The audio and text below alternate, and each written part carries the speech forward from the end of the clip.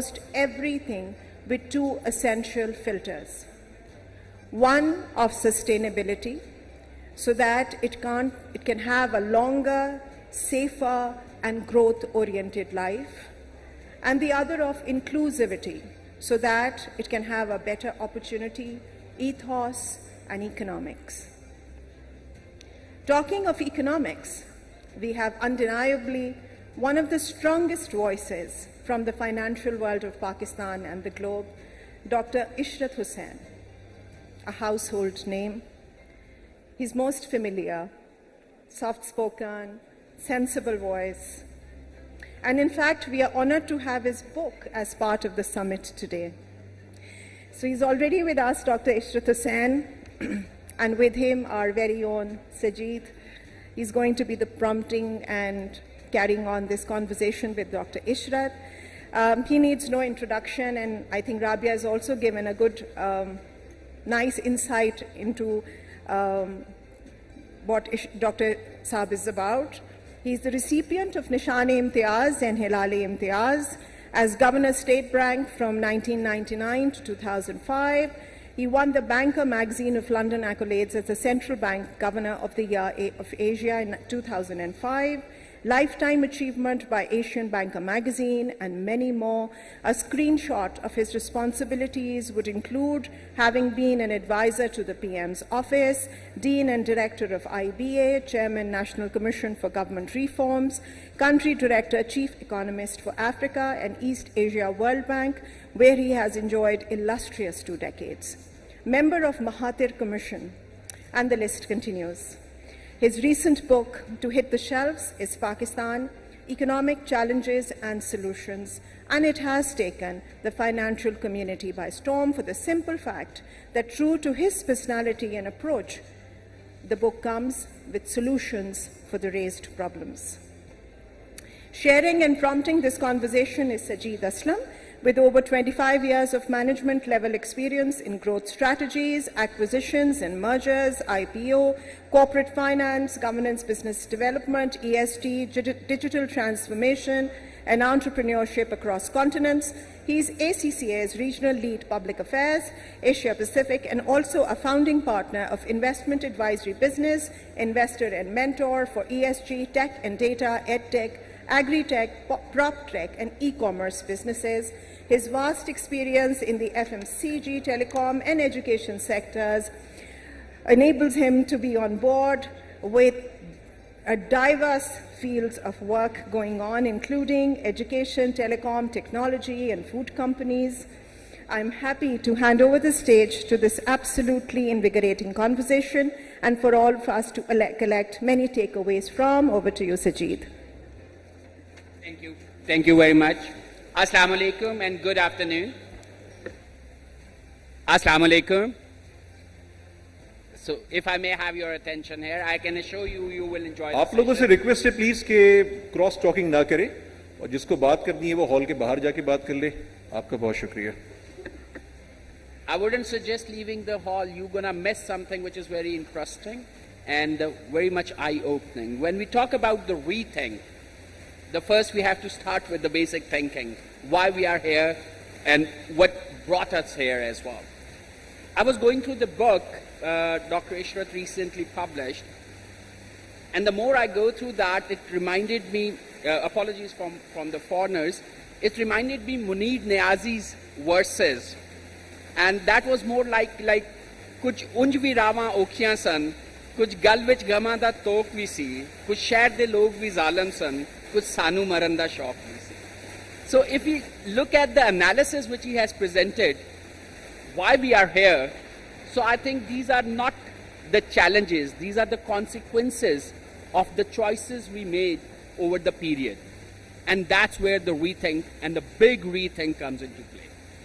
So Dr. Saab, starting from govern the ungovernable, talking about the economy of an elitist state, what is different in this particular book if we talk about the Pakistan economic challenge and solutions? First of all, let me thank Asfar, Hassan, and Ali Akai for asking me to join this very prestigious summit. and to provide this opportunity for discussing the contents and the main messages of my book. So, because there are many youngsters here who are not familiar with the economic history and they are so much preoccupied with the present predicament of Pakistan's economy, I wanted to take them back to the main findings of my book, Governing the Ungovernable, which I did at Woodrow Wilson Center in Washington, and because of the Library of Congress, I had a lot of access to the materials which I couldn't get in Pakistan. And to my surprise, I found that despite many internal and external shocks from the 1947 till 1990, Pakistan was one of the fastest developing countries for 40 years, growing at 6 and 6.5%. While India, which is 8 times bigger than us and got partitioned at the same time, and with a lot of factor endowments, including industrial capital as well as the human resources, was growing at 3 and 3.5% per year, and it was called Hindu rate of growth. In Pakistan's poverty level were also declining as compared to the rest of the developing countries. But then the slide starts from 1990 to 2015, where I finished the data, and I found that Pakistan is now a sick man as far as South Asia is concerned.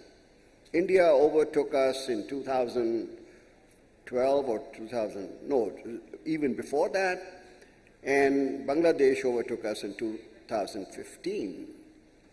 So the question which I explored was, why did this happen? And this is a good experiment for economists, that within one country, you have 2 different outcomes. And I came to the conclusion that all these 5, 6 hypotheses were not explaining the Pakistan's growth and rise and fall, but it was the decline of the institutions of governance which were responsible for that. So this book, which you mentioned, is an attempt in order to find solutions to regain Pakistan's lost place in the Committee of Nations. That is the purpose. And what is new about it is that I looked at the political parties, the major political parties' manifestos, their agreements with the IMF, because every government has done agreements with the IMF, and they point out as to what actions they are going to take.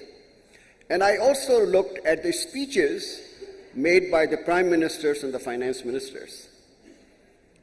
And I would like to inform this audience that there is very little difference between the policy pronouncements and the manifestos and the agreements which the respective governments have signed between PPP, PMLN, and PTI.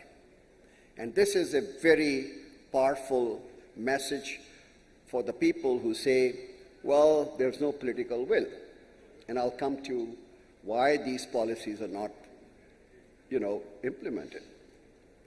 But let me recap the main findings as to where is the consensus on the economic policies and governance in this country. Everybody wants to improve governance and delivery of public services to the public. Second, everybody wants to target assistance to the poor, and BISP is an example which started with the PPP government, continued with the PMLN government, and then with the PTI government, and has done a wonderful job as far as the poor is concerned. Everybody pays lip service that we have to invest in human capital take care of science and technology because that is the future of the country. There is no disagreement on that. Then, as you heard Mr. Hassan Iqbal also, and Prime Minister, and before that Imran Khan, and before that, Mr. Zardari, they say we have to enhance the export competitiveness because the gap between our imports and exports is so high that we have to resort to borrowing, and that is making us a debt trap. So everybody says exports. Then we say we have to attract the foreign direct investment.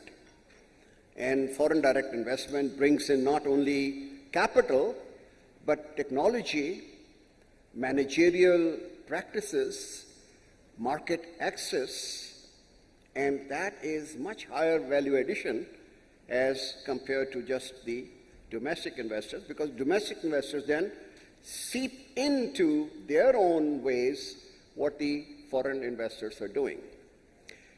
Then everybody has come to the conclusion that financial sector has to be more inclusive. It has done a good job, and I want to record that the banking sector, the financial sector, has played a very major role after privatization. But the outreach to the SMEs, to agriculture, to low-cost housing, that has stagnated. We had actually reached, by 2006, 17% of all private sector credit was for SMEs. Today it is down to 6 to 7%. And SMEs are the backbone as far as the manufacturing and services sector are concerned. Then, on the foreign economic relations, and Mr. Moeed Yusuf is here, who is the architect of this geoeconomics, we say our strategic location is such that we should capitalize this situation for our strengthening our economic relations with Central Asia, with South Asia, with the Middle East. And we are able to do that if we give the priority to our foreign economic relations. Then every government has committed to the IMF that we want to maintain macroeconomic stability and fiscal prudence, but they haven't delivered on that. That is a different thing. And coming to the climate change, which is a phenomena which is external to Pakistan, the governments of the day, whether it was the previous government or this government, have been agitating for quite some time that how can we have the food, energy, and water nexus in order to keep ourselves afloat in the face of the climate risks. And finally, as we heard in the previous, the world ahead of us is based on digitalization, big data, data analytics, cloud computing, robotics, artificial intelligence, and digital Pakistan is something which every government wants to do it. So that is the gist of all the policies, pronouncements of definitely the major political parties. So that is which I wanted to highlight before this audience and in this book, that my reading of the last 30 years shows me that there is very little disagreement on these major issues. Thank you, Dr. Saab. Can we get this mic fixed? Let me use this one. I'll request the audience to keep preparing one or two questions. We will be taking one or two questions in another 10 minutes. But Dr. Saab, just expanding on that, you have created a very good analysis between the political party and how they are evolving and how it's impacting the economy and the periods where we have seen the success. Those periods, unfortunately, are not the one where the democratic government was very strong. And secondly, I think there's a very good analysis around the insecurity of of the government and how those insecurity led the decision making which were not bold enough, which otherwise the country was supposed to make at that time. So if you look at on that analogy, how you see that political system compared to other countries like China, East Asia, how their political system is working, which is not much different in terms of their perception and complexities. Well, that's a very good observation. Let me say this in this book. We have a very distinct feature of Pakistan's economy.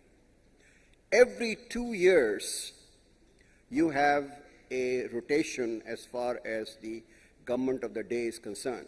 88 to 90, BB 90 to 92, Nawaz Sharif Saab, and the cycle goes on. And from 2008, 2009, Yusuf Raza Gilani, Raja Parvez Ashraf, then Mia Nawaz Sharif, then Shahid Khaqan Abbasi, then Imran Khan, then Shehbaz Sharif. If you do not provide the space to the political parties for entire 5 years, they would not be trying to bring about these kind of reforms and implement what they have said. They are struggling for the political survival. And when they're struggling for the political survival and they do not know whether they will be in office tomorrow or not, they will not take very difficult, unpopular decisions because they will further undermine.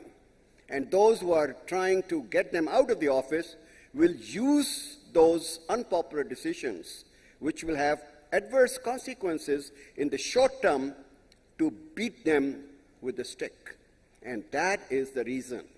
Unless you have a complete security of tenure where the prime ministers and the political parties are assured that if they take the first 2 years very tough, unpopular decisions, but their consequences in year 4 and 5 will be positive, then they can go back to the electorate and say, look, we inherited such a big mess, and we took some difficult decisions, and we are very thankful to you that you bore that decisions. It had adverse consequences, but now look, the growth is going up, the employment is going up, the inflation is going down, our current account deficit is declining. So vote us into power so that we can do it for next 5 years. And unless you have these spots of 10 years, no reforms can ever be implemented. You have Manmohan Singh for 10 years, you have Vajpayee, and then you had Modi for 10 years, and India has really done well. Khalda Zia, 5 years, and then Hasina Wajid now 10 years, and Bangladesh has really taken off. So give the security of tenure to the political parties so that they find themselves in a position to implement some of these pronouncements. They don't have time for that, and they want to do some short-term, maneuver in order to stay in power. Now, thank you, sir. I think there's another observation, and I was in ASEAN region and working in Asia Pac for the last 3-4 months very closely with the government, development agencies, ADB, World Bank, and the businesses and society. So a couple of observations, and which I picked up, it was very interesting that exactly same thing which was referred back in the book. And that's also referred to the China's model of centralized political decision-making and decentralized the economic or the business-related decision-making to the units which are closer to the businesses. And if you look at the Bangladesh structure, or if you look at even Nepal right now, they have created 700 plus units who are managing the public financial management very close to the civilians and where they really operate. So if you look at the Pakistan, whatever the challenge we are looking at from an economic perspective, I think there is a certain understanding that it's coming because we are not consistently operating in a certain structure where people can execute. That could be one thesis around it. And number two, the competency of human capital to really relate to that and their securities to make those decisions and work very closely to the citizen to deliver that citizen services.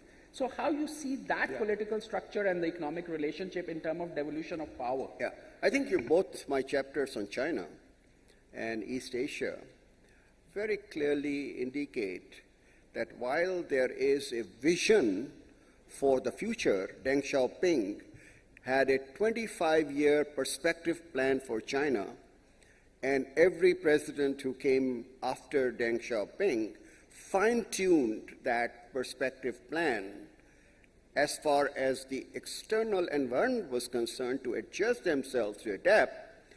But the major thrust that we have to take 700 million people out of poverty, we have to have a double-digit growth rate, we have to have urban amenities for the public, we have to get human capital, those remain completely untouched.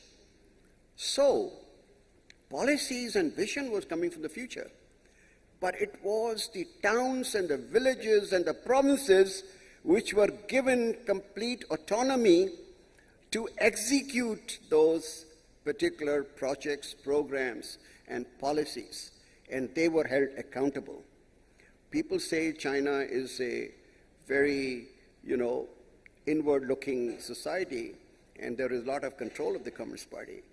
But it is the most meritocratic society where if you are a town head and you have done very well, then you will be promoted as the mayor of the city.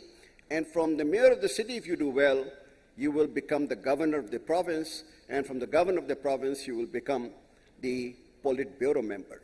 So because of this incentive structure, everybody is trying to struggle that they should excel each other, so that is a competition. In Pakistan, we had 2001 to 2007, and in my book, Governing the Ungovernable, I have reproduced the surveys which were taken up, where the level of satisfaction of the people under the local government was the highest. They said, we get services at our doorsteps because the decisions were made by the union councils and by the district councils who knew their problems, and they also knew how to solve those problems. But when you concentrate power in the provinces or in the federal government, I am ashamed that as a secretary planning department in the government of Sindh during my youth arrogant days, 500 schools I approved for primary, didn't know whether there were demand for those schools, where there were teachers which will be available, there will be funds to operate that. But when you look at the district council, they say, we don't need a school here. We can connect this school of girls with a road to the other village, and the girls from that village will come to this. Those are the kind of decisions which are making people satisfied and also using your resources more efficiently and effectively. Look at the PSDP of the federal government and look at the ADPs of the provincial government. If they are executed by the local governments, you can have twice as many benefits as what you're getting today. So I'm a great believer in devolution, delegation of financial powers, autonomy to the local governments with accountability for results. The Chinese model and the East Asian model is you have to be accountable for results. It is not a free ride for you. So the moment you do this, I can assure you on another platform, which is the satisfaction with the politics.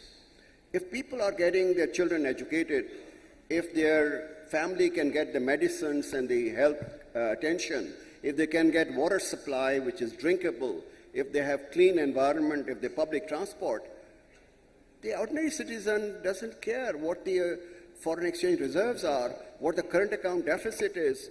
They have no link. So they will be very much satisfied because their own day-to-day life is much better because of this. So thank you very much. I think I'll pick up on two comments and then we will take a question from there. Just from a school perspective, I think there's a very practical example which Thailand is doing right now. From a 30,000 schools, they are reducing it to 7,000 because those 30,000 were built in past when the roads and the infrastructure was not there. And now they are doing exactly the same, that where the school is required and if there is an infrastructure, how they can create a better transportation and consolidate those schools, because the per capita or students per teacher is one of a challenge for them to really bring those out. So that's a very a bold political decision to close down schools and reduce that number. But they are making that kind of decision. So it's not something which is a theory. We are seeing that happening there as well. Sir, I'll pick up on two things. The one is the STEAM economy you discussed in that. And I think I really found that concept very interesting when we are adding the arts and the challenge our university or education is facing in terms of having that kind of human resource or the professors or the teachers.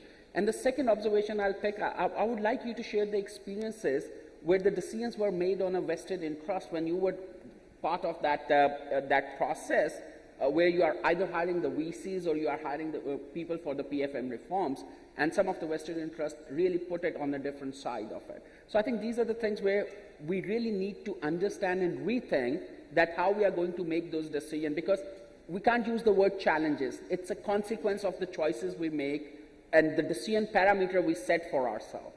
So over to you, and then we will be coming for the question from the hall. Well, the STEAM economy is that in today's world, which is a knowledge economy, you have to equip your workforce with the knowledge of science, technology, engineering, creative arts, and mathematics.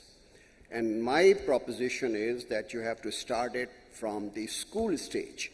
You don't have to wait them for the college. Today you have an imbalance between the supply and demand.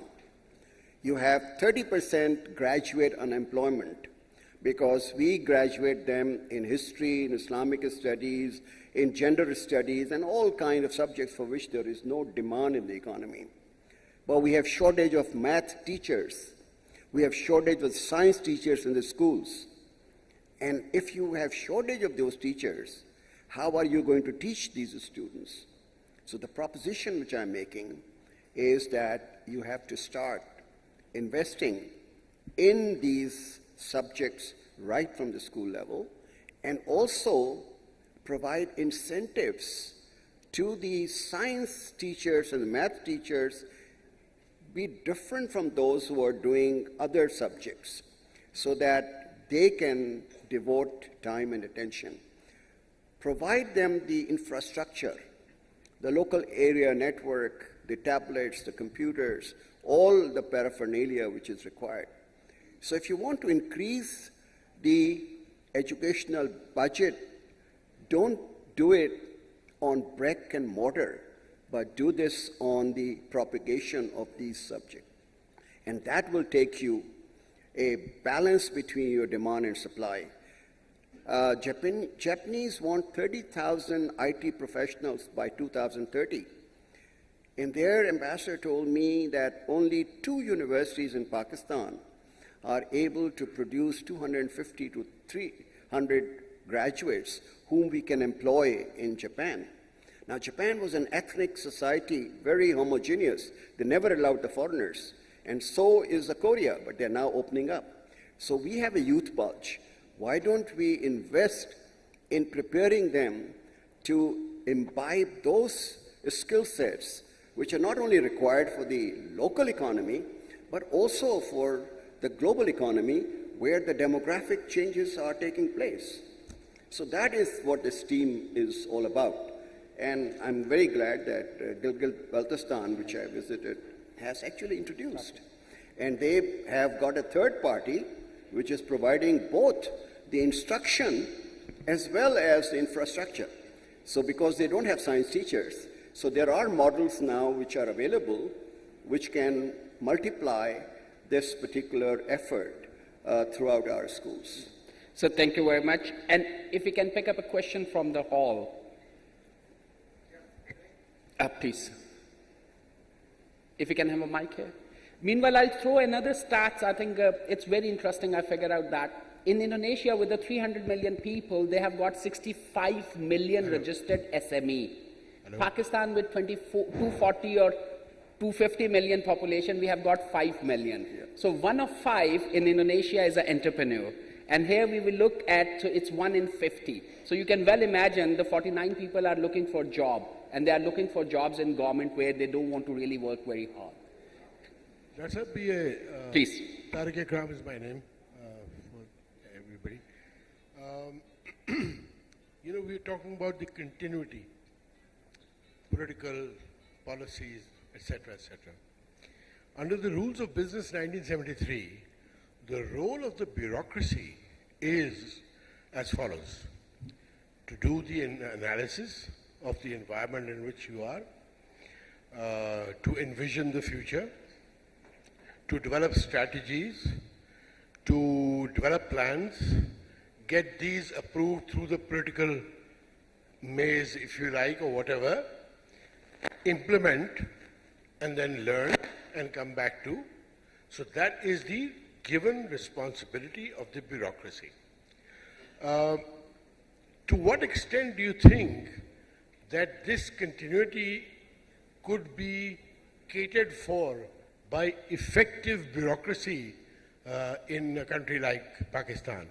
And if they cannot ensure 100% continuity, they could actually shave off the peaks and reduce the troughs so that there's certain amount of continuity. Sir, if we can keep it precise. Yeah. Yep. So the question is, what would be the role of bureaucracy, and have they fulfilled this role in the past or not? Tariq, you know better. You have dealt with the bureaucracy. Now, there are two distinct sets of the bureaucracy's behavior. When I joined the civil service, we were guaranteed the security of job under the Constitution, that nobody could remove us on arbitrary basis, not even the Prime Minister or the President. That was taken away in 1973. So the quality of intake into the bureaucracy has actually gone down. The best and the brightest who used to aspire for the civil service are no longer coming into the civil service. And the preferences have now shifted from the DMG to the police, to customs and income tax. And you know why those shifts have taken place, number one. Number two, bureaucracy is no longer permanent bureaucracy like the British or like India. Every government comes in and brings in their own favorites to all the key positions: Chief Secretary, IG Police, Secretary to the Prime Minister, Secretary Cabinet, Secretary Establishment, Secretary Interior. You know, I went to see the Secretary of Higher Education Department in Punjab. In 3 years, I was looking at as a board, there were 11 secretaries in 3 years' time. So where is the permanence? Where is the continuity? There is more discontinuity in the bureaucracy as compared to the politicians. Politicians change after 2 years. They change after 3 months, 2 months. So this myth that bureaucracy can provide the continuity has been shattered after the politicization of our bureaucracy. Thank you, sir. Appointments are made not on merit, but on loyalty and favoritism, and that is what happens. Now, thank you, sir. Thank you very much. And I'm sure Dr. Saab will be here and we can have more interaction around it, but I'll encourage you to just look at that book. I think it has got a lot of stuff for us to understand before we start in a rethinking. Otherwise, we might think it's a rethink, but we might be doing the same thing which we have done in past. So choices and consequences are the key word rather than the challenges and opportunity. Choices we are going to make explicitly by staying silent or just complying because of our vested interest, that will have consequences for us and our next generations as well. And we will be held accountable somewhere, sometime for those choices which we are making today. So thank you very much, and we will have those questions while we are having a lunch and another networking session. So Dr. Saab, thank you very much for your time. I'll encourage everybody just to look at that book, buy the book, study that. You will find a very interesting analysis as well as the references which Dr. Saab has made. And from a human capital perspective, I think there was a very good case which was made why they should be incentivized and paid a fair wages as well. and why we should not look at our wage and then not to hire somebody who is more competent and paying them more become an ego issue for me. I think these are the kind of examples and the situations which have been discussed in the book, and you will find it very, very interesting. So, Dr. Saab, thank you very much for your time. Thank you.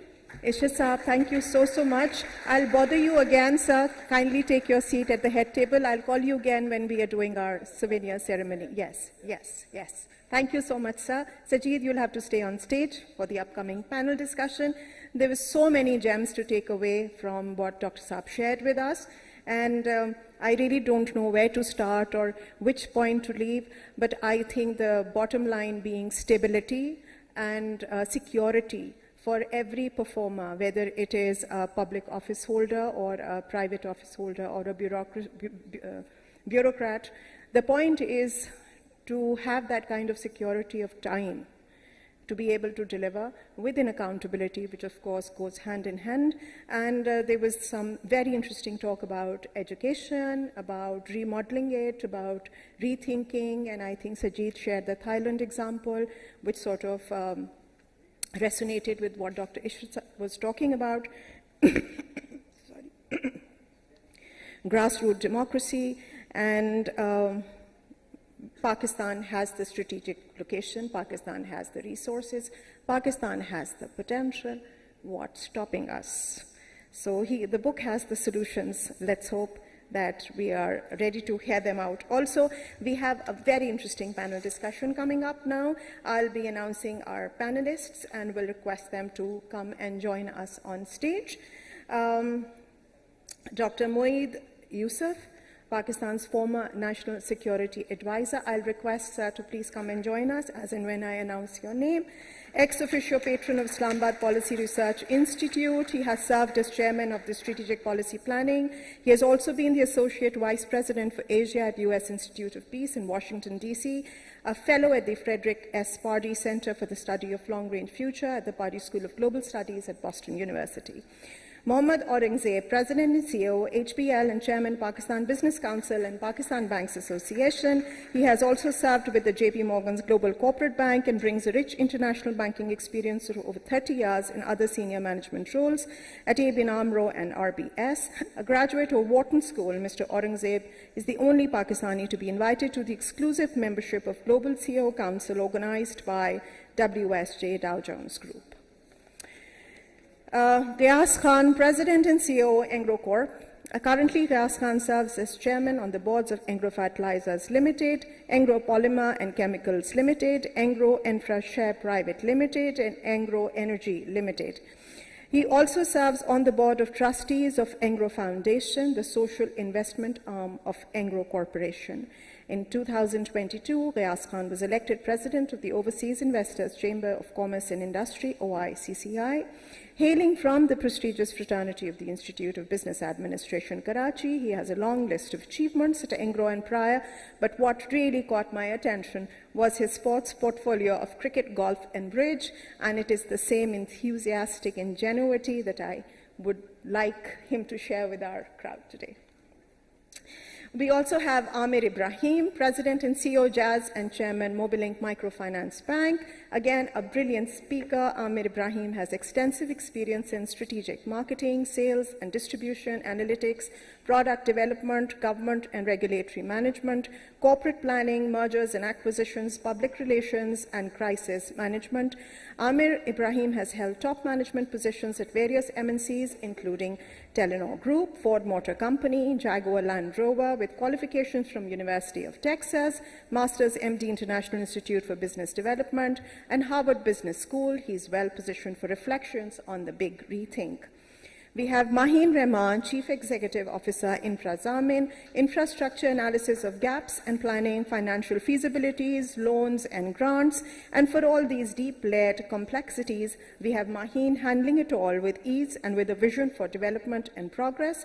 With over 20 years of experience in investment banking, research and asset management, she has served as the Chief Executive of Al-Falah, GHP Investment Management and IGI Funds. Maheen has been featured on Fortune's 40 Under Under 40s Women to Watch list in 2015. She is currently an independent director at GlaxoSmithKline Pakistan, director for the British Overseas School, director of Nasra Public Schools, advisor to Catalyst Labs, and director of the Center for Economic Research and in Pakistan.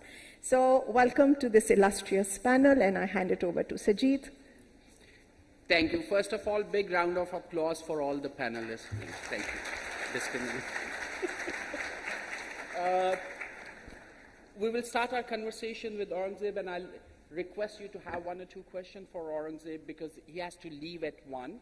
But I don't want you to miss the chance, particularly to have a perspective from a banking sector in journal, and then how that rethink is happening. So, Aurangzeb, starting with you, rethink within the banking sector. Are we bold enough? Are we thinking on those directions where we should be thinking, or we are still driving our decision or assumption based on the insecurities and something which we were doing in past as well? Are we going to see a major shift within the banking sector? Aurangzeb.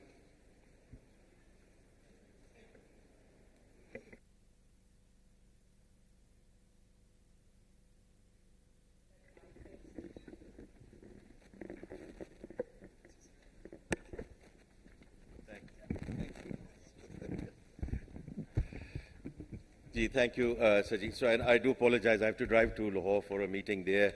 So my apologies. I won't be able to stay through the panel. देखिए जो आपने सवाल पूछा है, from a banking perspective, we look at it from 2 perspectives, right? And it has to be from the client lens. There is one client which is called the government or the public sector, and the second one is the private sector, and then the various forms of that private sector. So I do want to discuss the elephant in the room, because जब banks की बात आती है तो हमेशा ये होता है कि आपने government को पैसे दे देते हैं, deposit लेते हैं, government को पैसे दे देते हैं और उसके बाद आप कुछ नहीं करते हैं.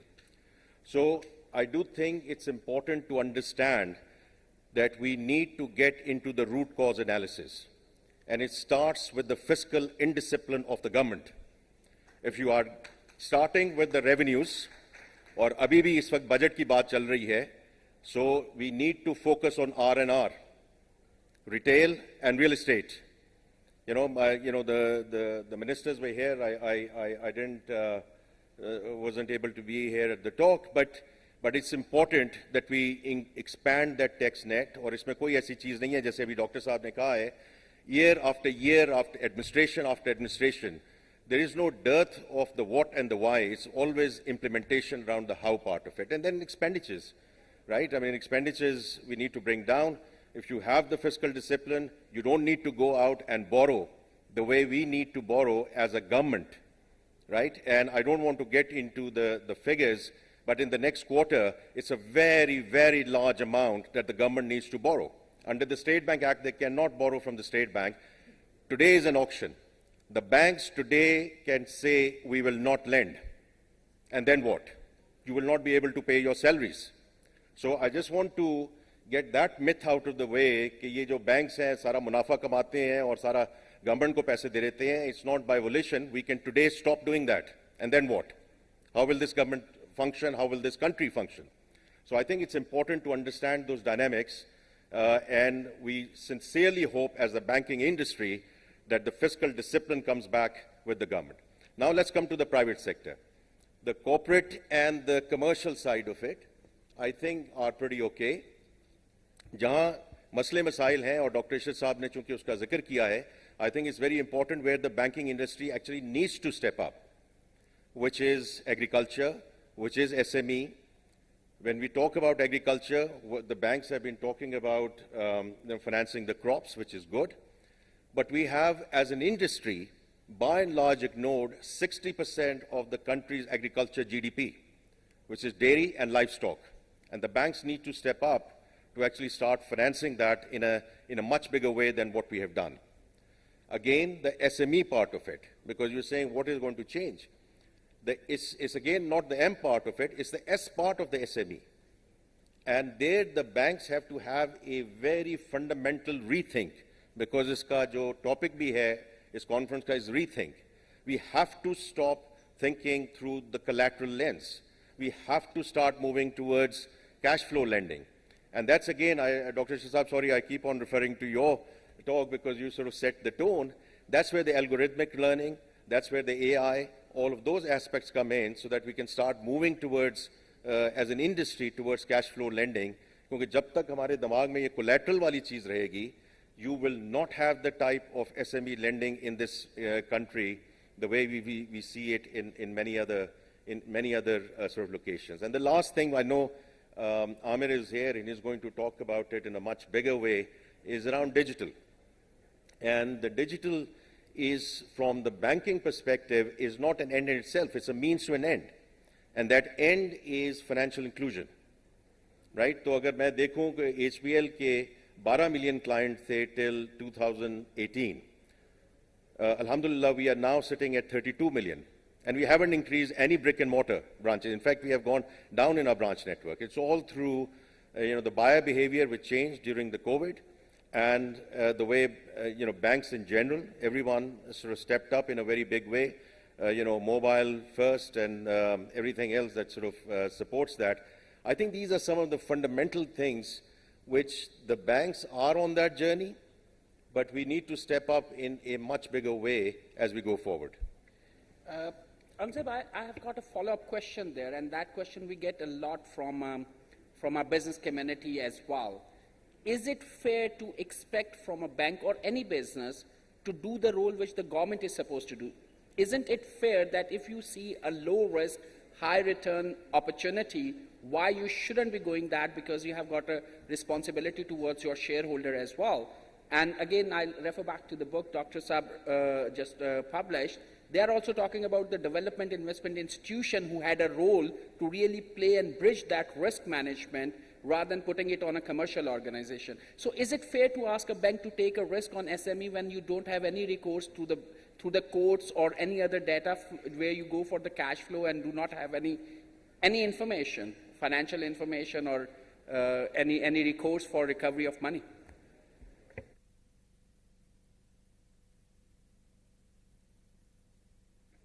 I think these guys, you can say, I think I'll take it, Sajid, in a broader context, and look at the entire spectrum.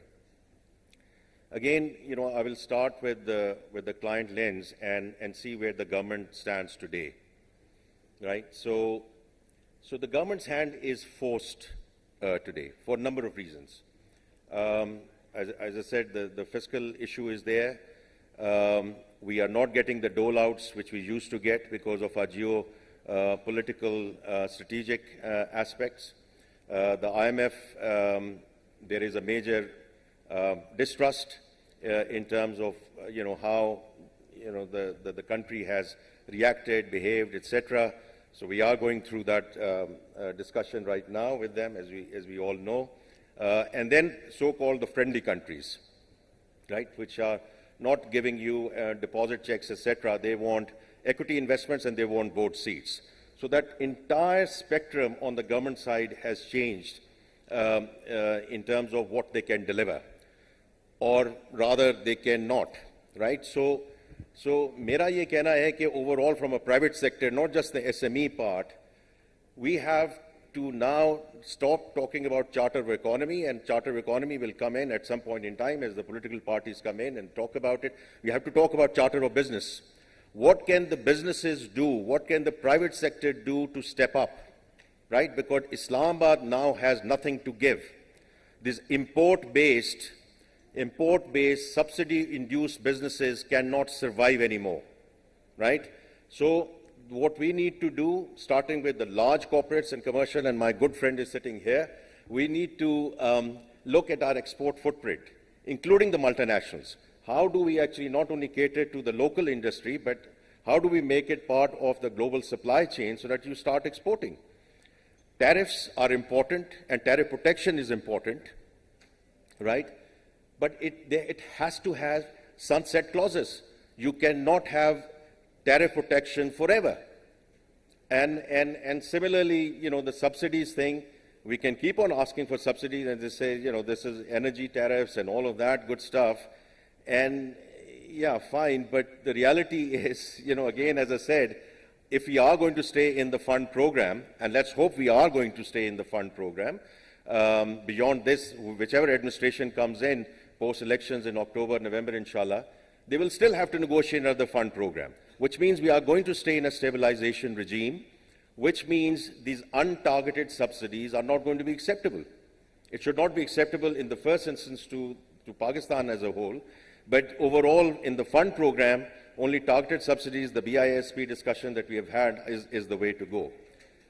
So I think ये पूरा जो private sector का जो business models हैं, these will have to fundamentally go through a rethink. And therefore, including the SME part, कि वो भी audited financials की तरफ जाएं और, and they make themselves more bankable, but it's a much larger thing for the private sector in terms of a shift in the business models. And we have to start from somewhere. देखें ये कोई overnight switch नहीं है कि आज हम कह दें और कल ये होना शुरू हो जाए. But we have to have a roadmap in terms of the private sector, and we have to stop looking towards Islamabad. Thank you, Aurangzeb. We can have one question for Aurangzeb before he leaves.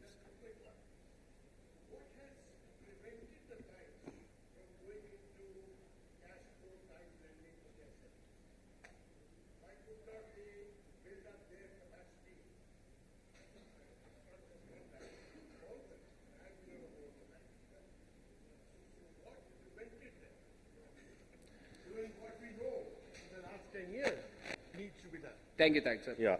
So Tariq sir, very brief, precise, Aurangzeb sir. Ji, just if I can respond to that question, again going back to Dr. Ishad, it's not that the banks didn't try that. I wasn't here, but when the banks did hit the 16% SME lending mark, and then we know what happened, right? When the downturn came in, because the banks were still relying on the collateral stuff, and we did not do the type of diligence that we needed to do in terms of the cash flow. जब हम cash flow की बात करते हैं, तो इसके देखिए इसके समझने की ज़रूरत है कि एक किराना स्टोर है, या इम्तियाज़ है, whatever. We need to look at their entire distribution channels, which are the people who have been supplying to them for the last 10 years, and this has been a consistent thing. यहाँ बैंकों को मेहनत करने की ज़रूरत है. And we need to step up and understand those supply chains and the distributor chains. And we did not do that, because the easiest thing for us was to look at the collateral. आप मुझे घर दे दें, आप मुझे कुछ और दे दें, अपना मकान दे दें, उसके basis पे मैं जाकर आपको lending कर दूं. So now I think we, because of the role of technology, because now some of the fintechs have come into this space as well, some of the challenger banks are coming in, I think we have a much better understanding in terms of how these dynamics work, and the banks are in different stages of evolution, because there are banks which are going to just focus on financing, and there are banks which have to play a role in capacity building in the country. These are two very fundamental different things. सिर्फ financing करके अपने shareholders के साथ बात करके versus capacity building. And there are few banks which are, and I think we just need a few to take the lead, others will follow. Thank you, Aurangzeb. Thank you very much. I'm sure we have got the finance professionals here and investment professionals and banking one, so we will have more questions. So thank you, Aurangzeb. Thank you very much for your time. Thank you. No, thank you very much. Thank you for your time.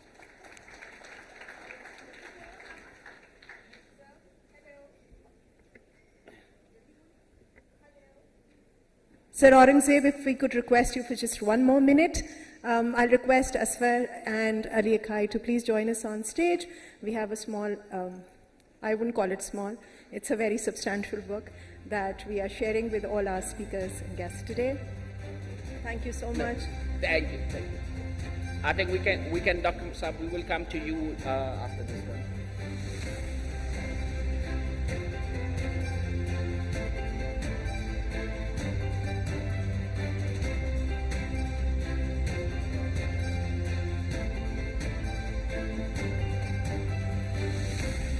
Thank you.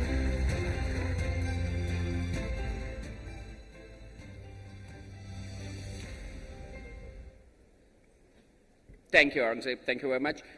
Dr. Moitza, I think we will like to understand, because we will be talking about the business, technology, digital, and again, the financial services and the product. But I think I would like to start with the national security. What is the big rethink happening there? What has changed? Or is there anything which has changed in terms of last 5 years, and then if we are planning future, what are the new parameters if we have to measure our national security strength or weakness?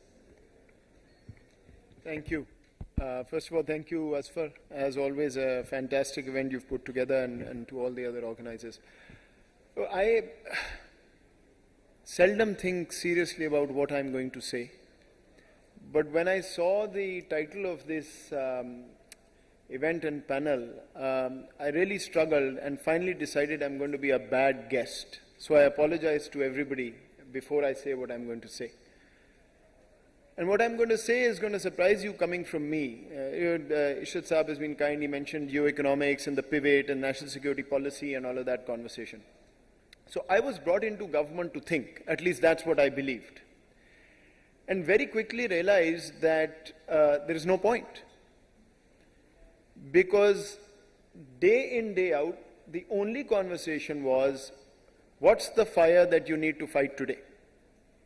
Nobody else was interested in anything. So the most quoted sentence to me in my first 4 or 5 months of government, when everybody thought that this NSP will never come about, because so many have tried and failed, was, Dr. Saab, aap ye sara waqt kitabi baatein kyun karte rehte? And so it took me a while to understand that the problem lay with me, not with the system.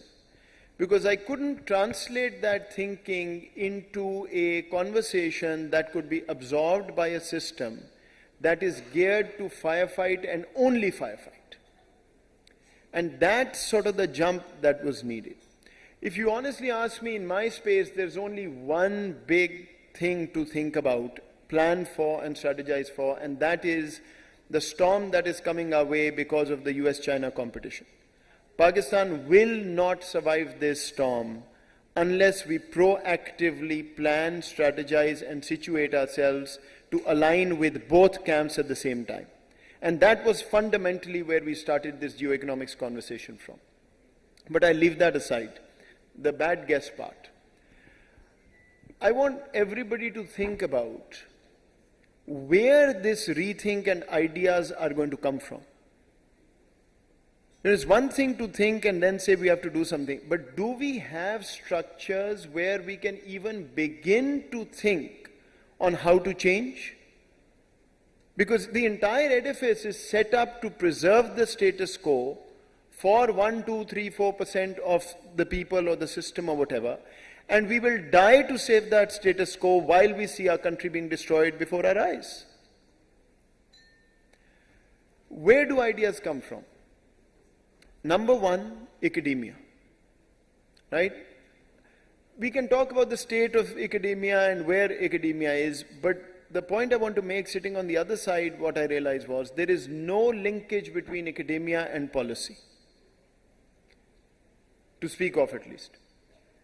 Next, where do you go? You go to think tanks, right? The world has sort of a well-oiled machinery of think tanks that produce.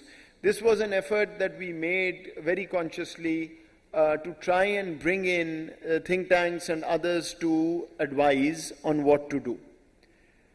And the amount of resistance one faced in terms of having that conversation was unbelievable, right? The other part of that is we have created an industry of think tanks, all of which are captured by the state and are responsible for being mouthpieces for the state's status quo narrative. So you don't have thinking there. Then you come inside the government. There are people here who served in the government way more than I have. Do we have a policy planning unit anywhere in the government? The Planning Commission was supposed to be at one point. Now they spend most of their time signing and looking at PC1s. The Foreign Office used to do that. Today, any bureaucrat in the Foreign Office that the leadership is upset with becomes the head of policy planning. And the second one is the head of the Foreign Service Academy, from where your new minds have to be generated, right? So the point I want to make is I can give you a spiel on where the rethink is. Frankly, every thinking I could do is embodied in the national security policy. My problem is you think and then what do you do with it? Yeah. The final part here is what I think Dr. Ishrat also talked about, and somebody asked the civil service part. You know, it's true, security of tenure and all of that, it's very important. But frankly, I think we are trying to run a world which is increasingly specialized and demands domain knowledge with a group of very good generalists. I think we can't do that. In fact, I think, Dr. Saab, you are the one who sort of created that National Executive Service idea. Where is it?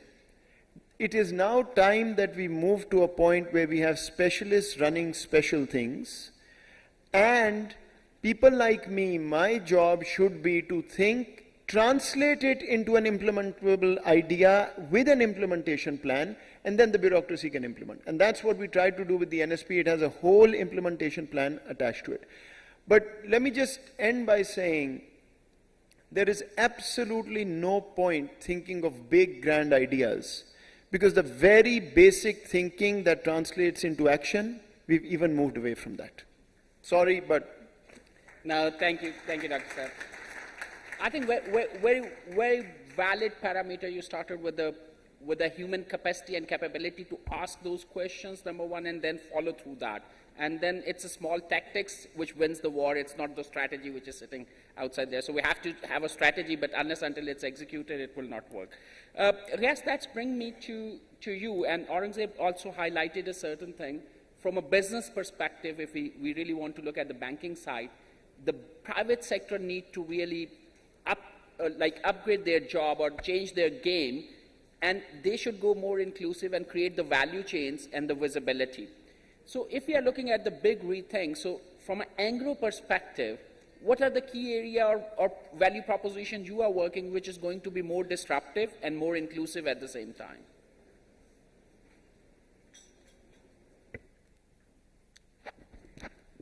Bismillahirrahmanirrahim. Assalamu alaikum everyone. First of all, thank you to Asfar, Mr. Ali Akai, and all the organizers of this conference. It's an honor for me to be here, to be sharing the stage with all my esteemed colleagues. So,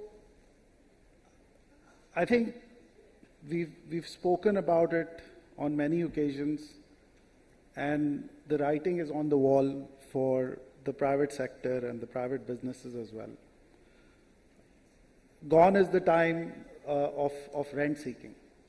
So whether you talk about the energy sector, you talk about the fertilizer sector, you talk about all the other sectors which are protected like autos and cement, the list goes on and on and on.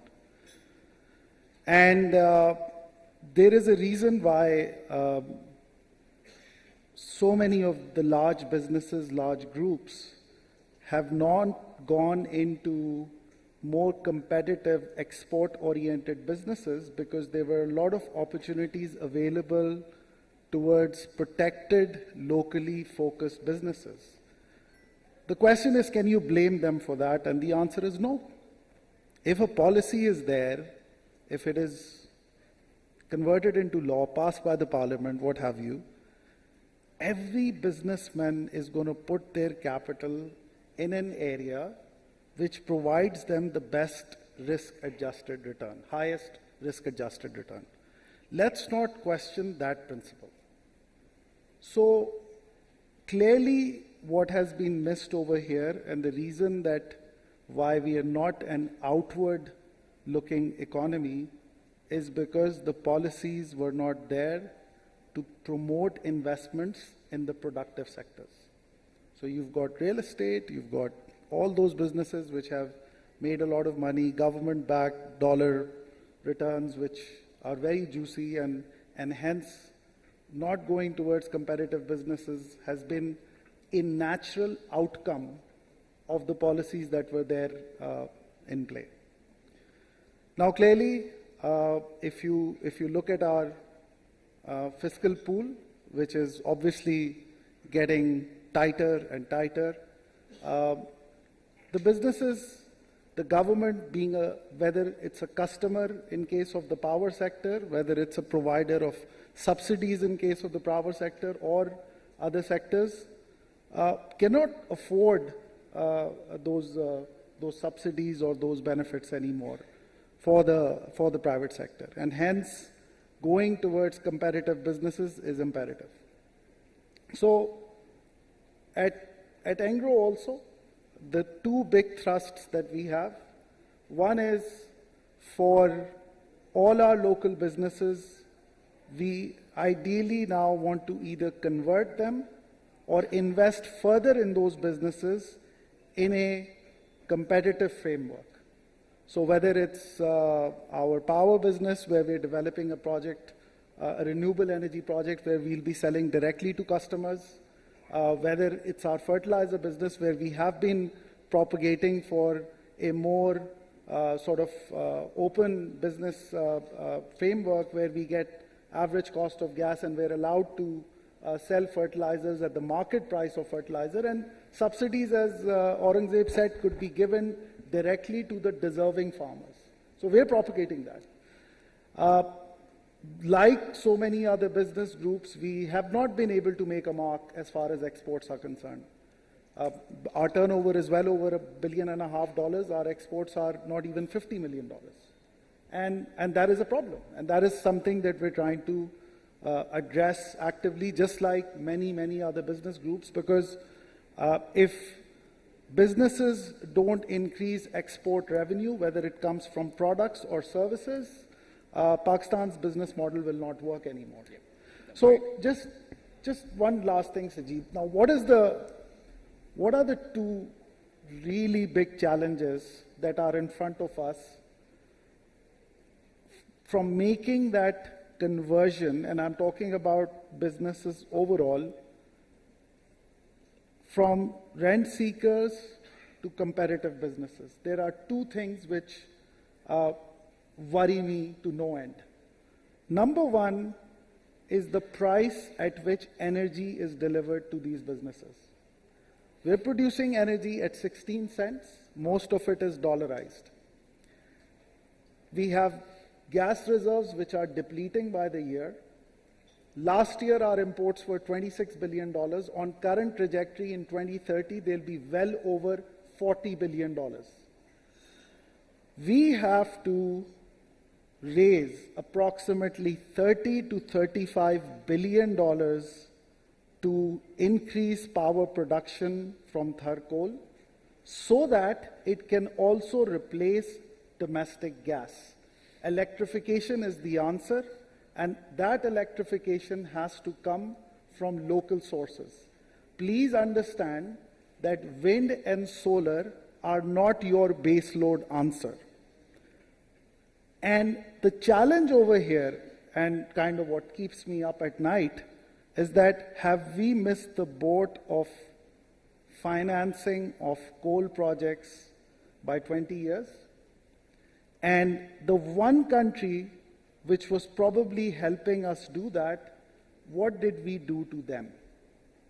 We have to answer this question. The second thing which worries me is the flight of human capital.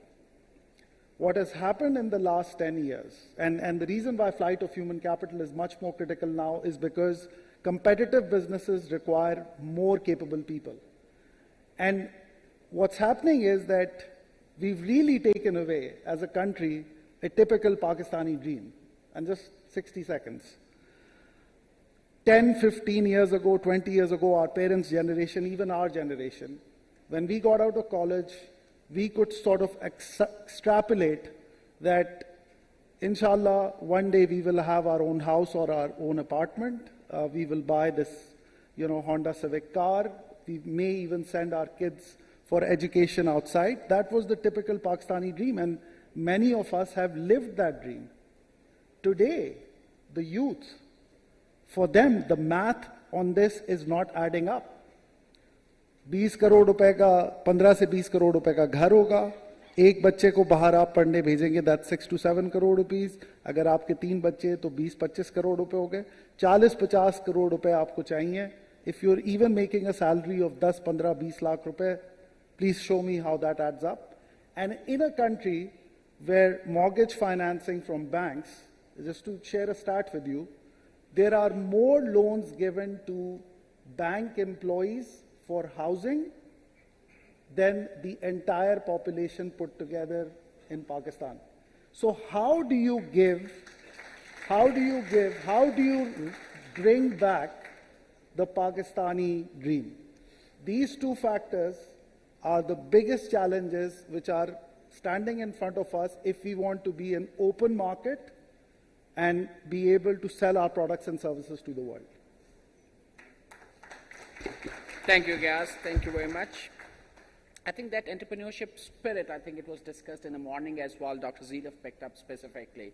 I think, and we look at Indonesia, which is doing $1 trillion right now in GDP and going for 6.5 trillion in the next 20 years. So there is some spirit, optimism, and they know how to really play the game. And that's where we have to rethink that what is our game first and how we are going to play that.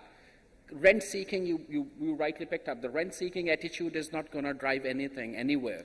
And it has to be a bigger thought process. It has to be a bigger game as we speak. And that's bringing me to Maheen. Maheen, you took a very big risk when you introduced the Infrazamin here. It was a newer concept. It was based on the sustainability. It also included the impact side of it. And how you are doing like for last couple of years and where you see the big rethink will be coming in your sector and segment. Assalamu alaikum everyone, and thank you Asfar and to Nutshell always for having me here. So I'll address your question in two parts. And the first I'll do as a private citizen, a concerned private citizen of Pakistan. And the second I'll do as the CEO of Infrazamin. So for myself personally, and I think this is something that everyone here in the room has probably thought about, the path forward for Pakistan seems very murky. And I think what a lot of us have struggled with is really where is that light at the end of the tunnel? And honestly, when we talk about, when we hear everyone here, it seems difficult to define the stepping stones even perhaps that are needed to get to that light. But recently I came across a session which I thought I'll share with you here today, which really opened my eyes and inspired me. So we recently at the OICCI had a strategy session, a full-day session around what should businesses be thinking about, particularly foreign businesses or multinationals that have brought FDI into this country. How can we get the concerns of that community addressed with the government? And I think one of the most enlightening sessions during that time was with our Indian counterpart in India. They run a similar organization under the name of FICCI. And what they talked about, and the president of that association talked about, was a shift that they had in their thought process about a decade ago. And when we talk about our trade organizations and we talk about our private sector, we are lobbyists. We are very, very good at putting across our requirements for policy changes, for tax changes, for subsidies. But what this gentleman put across was that we stopped about a decade ago from being an advocacy and lobbying group to being nation builders. And I think that was a shift that was so interesting because look at where India is today in their company framework, in their government framework, when their private sector stopped trying to ask for concessions all the time and simply began to think, how can we nation build for our country? And I think that struck me because here we are sitting with various different groups here. We've talked about, the banks not being able to risk share. We've talked about corporations not being able to make decisions on the back of policy and consistency. But the reality is, if we as a collective can change our mindset in the boardroom towards nation building, imagine what a difference that could potentially make. And now I'll talk about myself as Infrazamin's CEO. So Infrazamin is a foreign company. We're a foreign investor here. And our mandate is very simple. We're here to take risk from banks, from capital markets, absorb that risk and enable infrastructure financing to happen. And in the last 2 years, I'm very pleased to say we've already done that. We did our first transaction with HBL where we looked at cash flow lending, and we said we can accommodate the risk on cash flow lending. We will give the comfort to HBL. HBL can go ahead and lend to that sector, which they've already done. In the pipeline, we have several projects, and I think the ethos behind how we selected those projects is also interesting. So as a foreign investor, a lot of people are thinking that perhaps, you back off from looking at Pakistan as a market. There's too much, political instability. There's an economic crisis. But in reality, we are committed to Pakistan. We've already committed $500 million to credit enhancement facilities here. And over the next 2 years, we plan to double down our investment to approximately $1 billion of credit guarantees that we are looking to issue here in this market. And the sectors that we have chosen are very specific. So we are not interested in sunset industries. And I know there's a lot of pain from, LCs being closed, but the reality is that companies that have been operating here for 50, 60 years and have not managed to localize or grow their supply chains, vertically integrate themselves, have to have that rethink on how they will manage that today. So what are the areas that we're looking at? So for us, digital infrastructure is a big space. At the same time, we're looking at the microfinance sector and seeing how can we develop microfinance products that would enable lending to the poorest segments of society on a very ground level basis, particularly in terms of addressing flood damage and agricultural resilience. We're looking at the water sector in terms of ensuring water stability, in terms of the infrastructure needed for it, as well as advocating with the government on how to price that water effectively so that the real benefit of water supply chains and irrigation supply chains can be built. We're also looking at transport and logistics as a key sector, both in terms of agricultural transport, as well as looking at agricultural processing. So how can we move the agri-economy up the value chain as an exporting as well as local supply delivery mechanisms. So our focus is much more long-term. These cycles come and go. We have seen political instability in multiple markets. I think the difference in Pakistan is the sheer size of the population and the sheer size of the market. And it is our hope that we are able to be part of the nation building, really, that is required for Pakistan to get to even the first few stepping stones towards that light. Thank you. Thank you, Wayne. Thank you very much. And we will have Amr here talking about digital, but we will take 3 questions, so just make sure your questions is brief and precise in terms of to really account for the time as well. Not right now, but we will be taking, if we can raise the hand and we can have mics there. Aurangzeb also picked up on the digital and the value chain and the flow and the cash flow. Riaz also talked about that. Maheen also talked about the digital. Dr. Saab also talked about the digital. So what is the digital right now, where we are and what we are thinking around it and what needs to be changed and what are the new parameters? What are the key questions? How we are thinking ahead? What we really need to do? So we would like your perspective around it. Okay. Thank you. Let me do the customary thank yous to Asfar and Nakshal for having me over here. I think digital is an enabler, and broadband is an infrastructure layer. I know that I represent a telecom company, and many people think that telecom is just towers and SIMs and handsets, but it's a lot more now. So digital infrastructure is the layer on which your future industries reside, whether they're going to be in banking, whether they're going to be in agriculture, education, anything, you need that layer of connectivity and a lot more.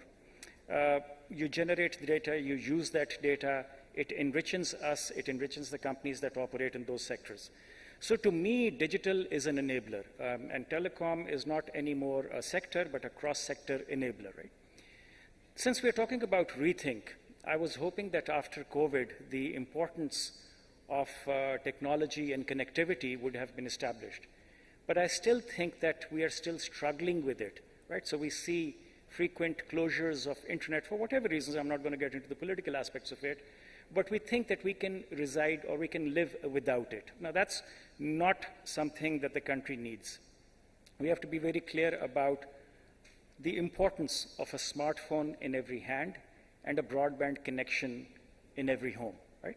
And in our lingo, we call it fiber to the home or fiber to the curb or whatever. It is really about equipping every single business with the tools which are necessary. So digital, to me and to everybody else, I think now is an enabler. Now there is a question about the rethink. And again, unfortunately, where we are right now, Pakistan, on one hand, has some of the lowest tariffs when it comes to internet, but at the same time, we have some of the highest prices when it comes to smartphones. So you cannot really have this dichotomy anymore. We have to stop thinking of a smartphone as a luxury tool. It's a productivity tool. Yes, some of us will play Candy Crush, but I think even that is okay. There's a huge market for esports. Sumail is a person in Pakistan who makes $4 million on esports. Why should we deny him of that opportunity? There is a booming TikTok industry over here, which is generating content which is liked by local people, influencers that you and I don't even know of. There's a guy from Senegal who's got 160 million followers. So we have created new things. The rethink requires us to be somewhat humble about what we know and with a lot more hunger about what we need to know if we have to move forward as a country. I'll just take a 30-second detour on the nationalistic aspect of the rethink. I think maybe it was Khurram Dastagir Sahab who mentioned that most of the things we've already talked about, so there is no more rethink on that. The importance of education, energy, increasing our tax base, et cetera, those are not rethinks. What we need now is to move from a thinking stage to an execution stage. I don't think we need a Ministry of Planning anymore, we need a Ministry of Execution. That sounds bad, but you know what I mean, right? So we need to start executing things rather than constantly talking about what more to think. In those traditional areas, we don't need a rethink. But for the industries of future, we have to have a totally new paradigm. Thank you, Amir. And I think the one question which Amir brought to that, do we really have, again, Dr. Mohit also raised that, do we really know what questions we need to ask? Or are we going to go with the rethink phenomena and going to change everything? Or we have to really do the surgical strike where it's really required? Planning is still required. We can't get rid of that planning commission. And I think the planning is, at one time, that was the strength of our organization. Particularly when I go to Malaysia or Singapore, they talk about Pakistan 5 years plan. They still talk about it. And I think the execution of that and the governance at that time was important. So if we can take questions. So, okay, so you have Mike. And can we bring a mic here as well? Hello. So you go first. Yep. Your name and question. Obad Yusuf here. My question is for Dr. Mohit Yusuf Saab. Sir, you have mentioned the policies, जैसे आपने Islamabad security dialogue की बात की, वहाँ पे जो policies बनी, इससे पहले नेशनल एक्शन प्लान बना, उस पे कोई अमल नहीं हुआ. रिसेंटली नेशनल सिक्योरिटी पॉलिसी जो आप लीड कर रहे थे और is a national security adviser, उस पे फर्दर कोई काम नहीं हुआ. हम 75 साल से सुन रहे हैं security, financial security. National security policy में भी यही एक प्रायोरिटी पे रखा गया. सर, आपने हर्डल्स की बात की, कहाँ पे आपको हर्डल फेस करनी पड़ी? रीथिंक की बात करें, वेयर इज द पॉइंट? क्या हर्डल्स सिविलियन अथॉरिटी की तरफ से थे या the non civilian authority? So Dr. Mohit, the question is where the hurdles are. What stop us from moving ahead? We could be here all day and night if you want a real answer to that. So I'll skip that. You see, I think one of my learnings in the policy space is the conversation can never be about hurdles. It has to be about how to overcome those hurdles. So to me, it's not as important who was doing what, but how do you get over them is the question. And there is where what I said earlier, let me put it a different way. Policy making is like a conveyor belt. You think about something, you create that idea and translate it in a way that those who have to implement understand what you want done. Then they apply the rules of business and every other law attached to that and create an implementation plan that gets implemented. In our case, that entire conveyor belt is broken. Right? First, the people who have to generate ideas are not in government. They shouldn't be in government. They should be outside government, and they need to create those ideas and funnel them in. Then you've got the agents who need to implement, which is the bureaucracy. They need to be able to translate that into whatever has to be implemented. वो conveyor belt operate नहीं करती the way it should, because, as I said, the system doesn't know how to ask the right question. But then you've got these sort of think tanks, universities who are not able to do what they're supposed to do because of this break in the conveyor belt. But most importantly, I think the entire incentive structure is to preserve the status quo. So, when I look at people I worked with, anybody and everybody who was a risk taker is regretting it today. I'm not talking of anything political, just generally, for one reason or another. And when you're thinking of change, change starts from risk. The risk, yeah. I think that's really where I think fundamentally, to me, the problem is. So stop talking about the big things. I think prioritize the 5, 10, 15 things that the government of Pakistan, state of Pakistan needs to do. Create KPIs and think of Pakistan government as a corporation. Just run it as a private sector corporation, you'll get results. Thank you, Dr. Saab. Yeah, please.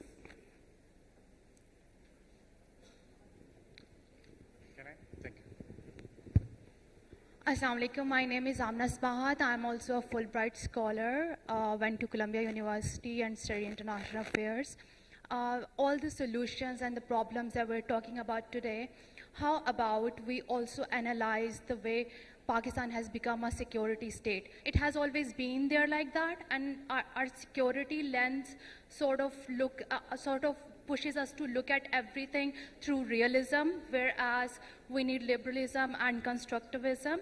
And my question is from Dr. Moeed, that how will this really translate into anything if we don't have a political stability, if we don't have good relationship with our neighbors, if we don't move away from our realism and the security challenges? Thank you very much. Again, back to you, Dr. Moeed. Anybody else want to pick up or add? Doctor, you can start, and we can ask one of a comment from somebody else. I mean, the way I would put it to you is, I think we are in a particular point in time, and perhaps there's an undertone to that question.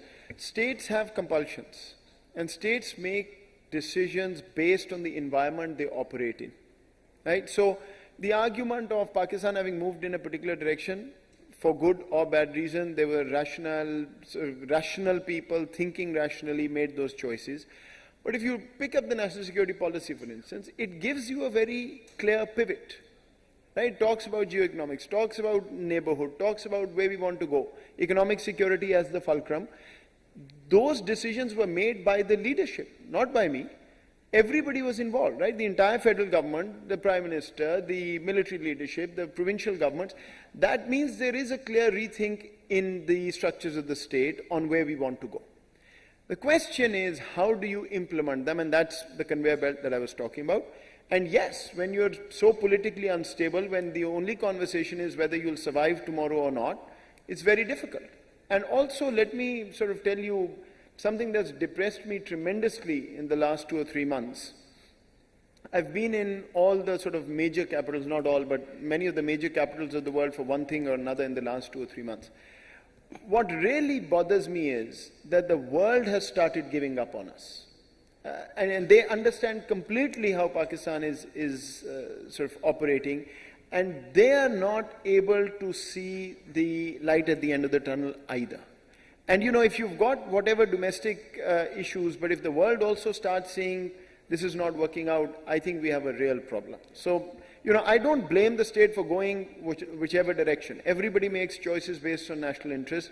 We have a pivot, it's on paper. We just now need to, as I said, pick the 10 priorities and implement them. Thank you, Dr. Saab. We have got last question from that side. Yeah, please. Thank you very much, sir. My name is Tariq, and I'm from... And I'm hoping it's not for Dr. Moeed again. No. Thank you so much for all the panelists. I think it has been a great discussion. My name is Tariq. I'm from Dust University. I'll start with Ishtar Saab saying, that Pakistan 75 years have been actually facing shocks and shocks and shocks. But unfortunately, we have not been able to learn de-shocking ourselves, the science and art all. I think my fundamental argument is that despite all these 75, 76 years, we have not been able to understand the science of synergies actually. We have been actually looking into so many internal conflicts, and I think the only female panelist that we have, I think she very rightly said that we need to see around us actually. Look at the example of India. We were all, liberated same year, 14th of August and, 15th of August. Nope. India, 20 years before, decided that they are going to be the pharmacy of the world. If we can have a question, please. We can have these discussions. My question is, that how soon are we going to take advantage of synergies creating inside that can benefit for Pakistan? For example, our trades to India, for example, or our trades to Afghanistan, or Iran, or China, for example. I think this itself is a great opportunity that we have not been looking at from a foreign policy perspective. If that could be a discussion, we can conquer ourselves very nicely. Now, thank you very much. I'll restrict it to the synergy around the trade in the region, right? So let's keep the question. Otherwise, it's a very open-ended question around the synergy. So if we can have a quick comment from the business side first, how you see the trade in the region and the role it can play, and if you want to add something up. Well, let's start off with the fact that we are neighbors of two of the largest economies in the world, right? And we only trade with 91% of our border. That's something that Mohit has spoken about on many different events. So India is, and Tariq Saab is sitting here, India is a huge market, and if we were to open trade, so many of our businesses will benefit, and I think we'll be a net beneficiary. I can, clearly talk about the chemical sector as one, maybe even, textile and some others. But,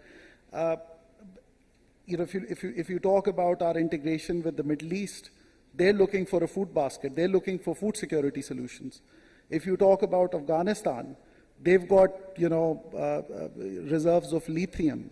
And with us now mining copper, we could be making batteries for two economies right next to us, India and China, which will be consuming 50% of the global electric vehicles.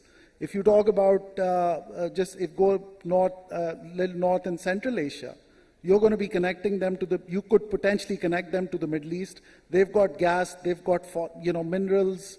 There is just so much that Pakistan can do on the trade front, provided that we get our house in order as far as our external relations are concerned. I mean, you've got Saudi Arabia's example in front of you.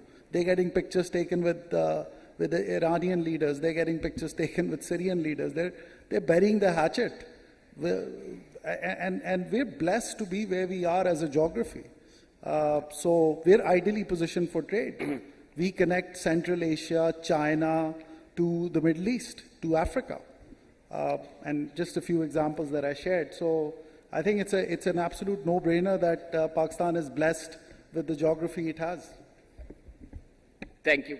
I think I'll add one small thing and then hand over to Ahmed. ASEAN as a bloc, they built the entire bloc using the trade as one of a key component. And now everybody is talking about moving from a very poor or least developed country to high income country. And there are the trade agreements which include the digital economy agreement, as well as Cambodia is talking about interoperable invoicing type of stuff. The fintech is one of a key base that how the entire transaction will be taking place. So Amay, if you want to add anything on that. Well, not directly, but synergies, like in our industry, we call it interoperability. And the example today of RAST is a mechanism of creating railroads where people from different bank account holders just have to have a unique identifier, which is your mobile phone, because everybody has a mobile phone and mobile phone number. So it enhances trade, it enhances transactions. And like only 2-3 days ago, the State Bank of Pakistan came out with their quarterly numbers in terms of the number of transactions that have started happening digitally. And I do remember one of our earlier panelists was talking about UPI in India. Now, these are the things that we need to build. And like when we talk about, especially in the context of rethink, we have to also reimagine and rethink how trade will happen. We have to rethink on how we're going to transact. We're going to rethink, and like more specifically to the question about neighbors, it's not that the country progresses, it's a region that progresses. And if you actually have congenial relationships, of course, you also have wars with your neighbors, but if India has hostile neighbors all across, they have survived and thrived in spite of that. We just have to have a rethink whether we are overplaying, whether we are a security state or not. There is still a lot more opportunity on what we need to do. And my parting words would be that we just shift the gears from rethinking, re-talking about thinking again, and shift the gears more into the doing part. Now, thank you, Amir. And I'll pick up on that last point that we have seen nations in the country, they are growing despite the governments, right? So they have a government which is challenging, but the nation itself, they are more into the action-oriented and they are more into process one rather than the jugaad or small short-term thinking.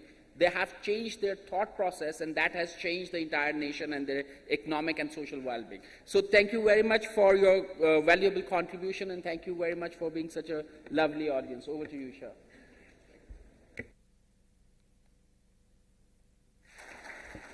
Thank you.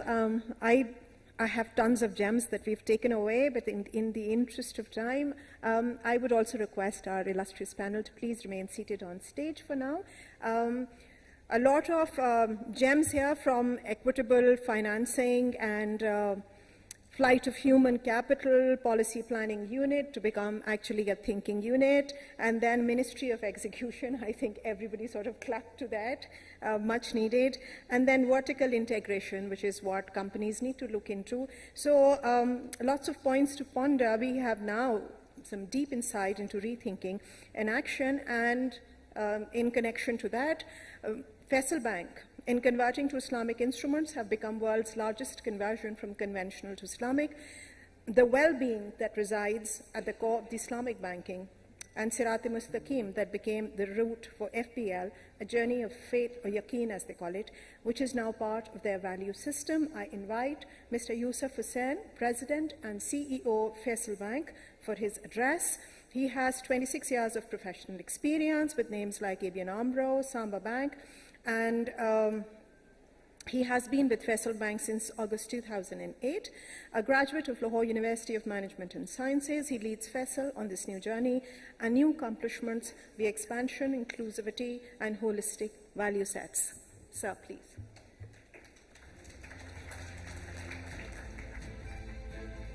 Thank you, Ji.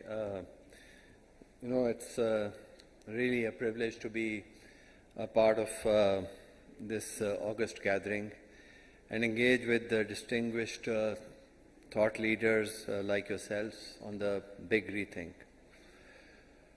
In any economy, core financial management, in particular banking, plays a key role for sustainable economic development. In Pakistan, we stand at this critical juncture where the Federal Shariat Court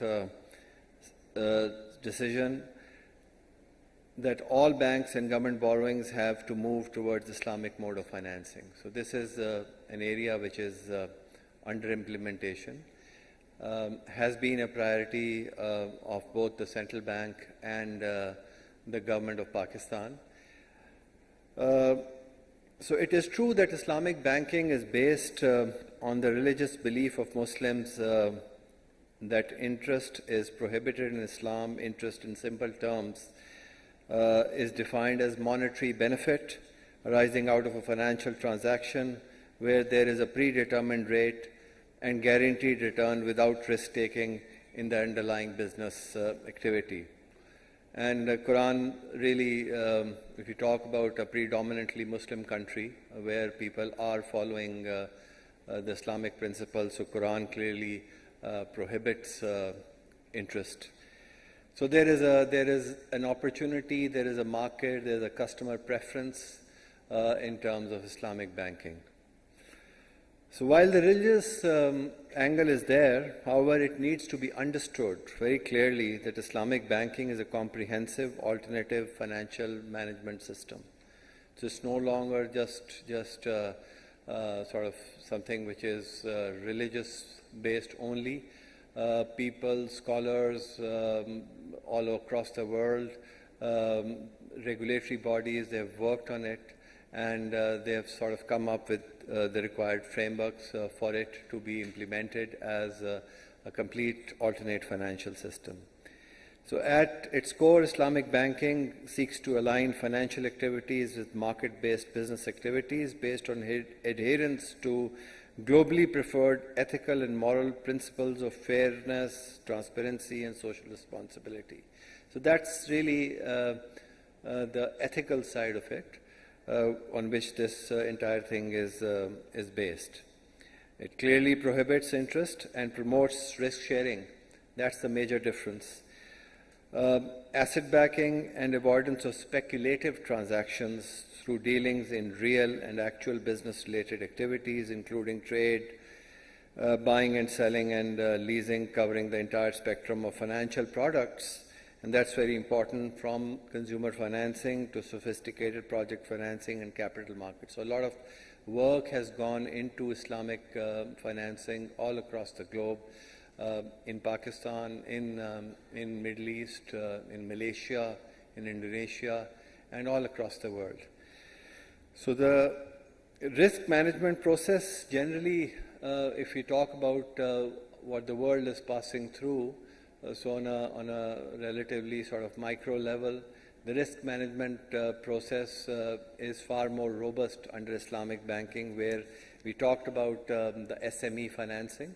So because your engagement is actually into the business, it's actually asset-backed, it's actually participation in the business, so your understanding, generally speaking, on the business side is much more as compared to the conventional banking.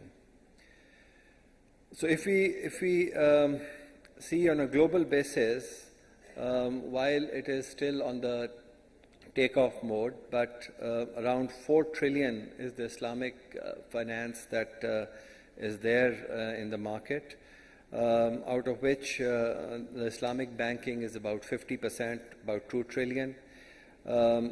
In terms of geographies, Gulf Cooperation Council, GCC member countries are about 52% of the market share, while Southeast Asia stands at 23.5%, and non-GCC Middle East countries, which include Pakistan as well, is about 17.4%.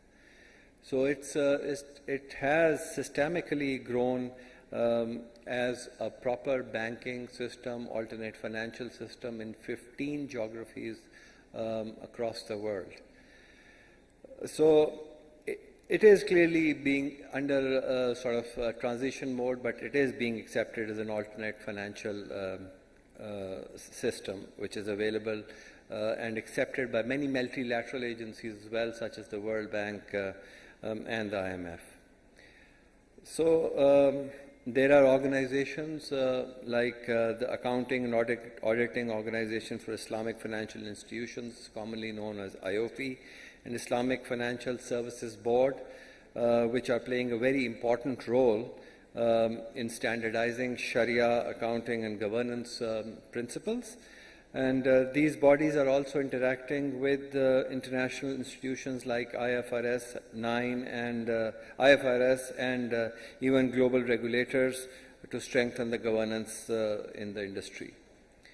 So the industry, I mean, just to comfort everybody, that the industry is being managed by very highly qualified, well-trained, experienced professionals and Sharia scholars.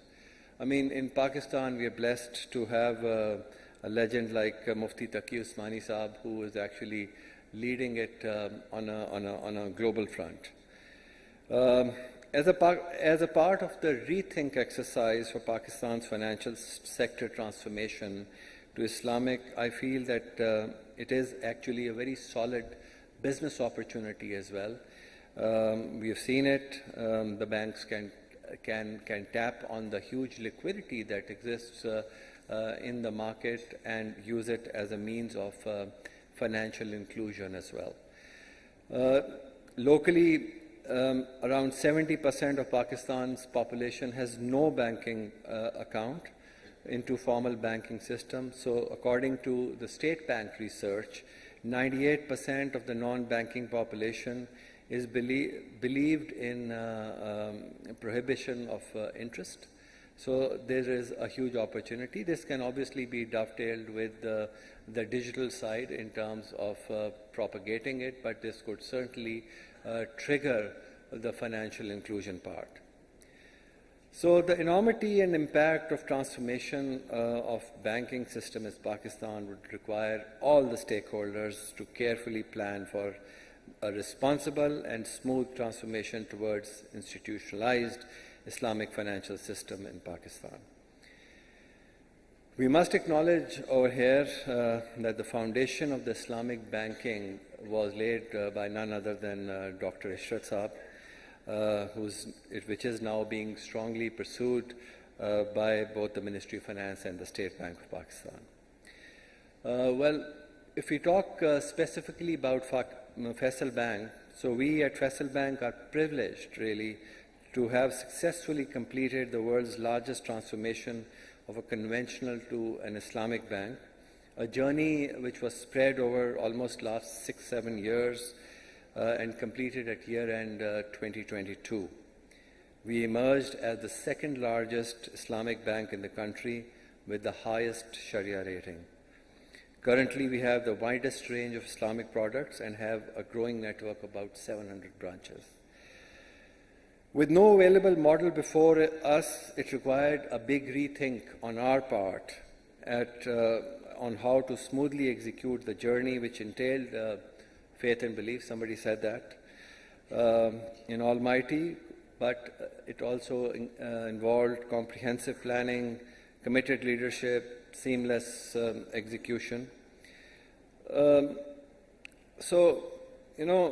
It entailed vision, commitment, and strategic guidance by the board, strong regulatory support, guidance by Sharia scholars, and we must thank the Sharia scholars, especially Mufti Taqi Usmani Saab, who really supported us on this, and Mizan Bank. There is a very, very strong element in the Islamic banking industry where really the bigger picture is kept into mind in terms of propagation of Islamic banking. So despite being a competition, we got great help from Mr. Irfan Siddiqui, who was the CEO of who is the CEO of Mizan Islamic Bank. So we were able to create history, that is for sure. But I think the major achievement is that now the industry in Pakistan and even on a global basis has been able to get a model which we have been sharing with the central bank, and we want to sort of really share it across the globe, and many banks across the world have approached us who want to convert into Islamic bank. So how was it done? Very briefly, so there was obviously a clear vision, direction, and commitment of the majority shareholders and the board. Nothing works without obviously the majority shareholders being committed to this. But I think they need to be comforted that there is a positive commercial consideration in the financial sector if you convert to Islamic, because there is a demand out there, there's a pull out there, and when we converted, many customers, almost 1.5 million customers, there was no disruption. Customers actually welcomed it. So I think that needs to be comforted to the industry in general and to the boards as well. One thing which I would like to point out over here is that there is obviously a lack of understanding on the Islamic banking side. So it's very important that at the senior level, if the industry wants to convert to Islamic, at the senior level, at the board level, people need to understand what is this all about and how a comprehensive alternate financial system can be made available. So, the entire thing was initiated based on a detailed business transformation plan, because we didn't have any idea what to do, how to do. So global experts were assembled, and we did come up with a business transformation plan. which entailed many sort of planning and execution activities in detail. So that plan was really the Bible, which was implemented in a phased ways. One thing which the organizations are very, very scared of is the value destruction in monetary terms. So it's very, very important that whenever we convert or whenever any organization is under a transformation stage, may it be Islamic banking, there has to be minimization of disruption.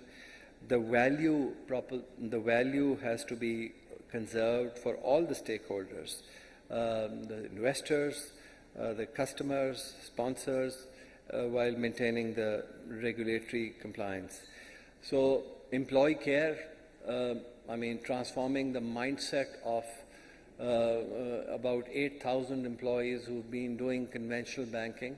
How do you do that? So there was obviously a religious angle to this, and while people understood that this is something which is good for them, it is going to make a difference in terms of their own careers. It's a growing industry. It's a knowledge that need to acquire, and they need, and if they can sort of truly believe that this is the right thing to do, then things obviously became a lot easier for the entire thing. So governance model was looked at. The initial focus really was to get yourself prepared. So policies, procedures, products, these were the first 3 years were spent on this. Then in phase 2, the actual conversion started. So then human mindset conversion, obviously from an employee perspective, made a major role. And these were the employees who actually were able to link to the customers as well. And the customers actually welcomed this as an opportunity to sort of transform themselves, on the religious basis as well, and even otherwise as an alternate financial system being made available for them. So what do we need to do over here in terms of the future steps? So there is obviously, there is this entire economy, the financial sector that we need to take care of. So there is absolutely a big rethink that is required. And that rethink to a large extent is being pursued by the central bank. So I think that's very heartening to know what Dr. Ishrat started many decades ago, at least 2 decades ago almost. So that is being being addressed, being implemented in, but there is a long journey to go in terms of the effective implementation. So what does the industry need to do really in terms of this transformation? First of all, I think there has to be an increased awareness. This increased awareness will translate into corresponding demand increase by the customers. The principles of Islamic banking, it's just not on religious basis, but it is actually different from conventional banking. That needs to be explained to the employee base, to the market as well. Availability of equivalent Islamic products, these are there, but whenever you want to convert, you have to make it available in a particular financial institution.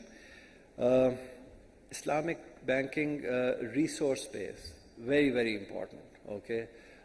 It's a complete different ball game in terms of the mechanics. Forget about the religious side of it. So people need to really understand that how do they cover the operational risk, how do they cover the credit risk, how do they engage with the customers, what do they offer.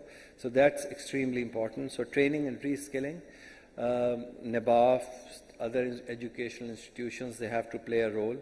Universities have to play a role. Islamic banking courses need to be there in universities. Sharing of ideas, it's for the industry's growth, the market leaders have to share ideas. For us, as Faisal Bank, we are open. Whatever help is required in the industry, whoever needs it, absolutely we are available. The government has to do some steps, take some steps. Government sukuks have to be there. Tax authorities have to be aligned. Potential social uplift agenda. I mean, it's at the heart of Islamic banking that needs to be propagated, that needs to be built up further. Technological advancements. So readily, if we talk about the digital solutions, because of Islamic banking being principally different from conventional banking, so the solutions are not readily available. So concurrently, if you want to use it for financial inclusion, the digital solutions have to be made available, especially on the lending side. And in terms of facilitating the global capital markets, we have to align ourselves and we have to think about that what is happening on the global basis. While the standardization is there, but the implementation part in our country may require some additional focus. I thank you all for this opportunity, and I would just like Dr. Ishrat, who has been the pioneer of this thing over here, to maybe take 2 minutes and express his views on it. Okay. Thank you very much.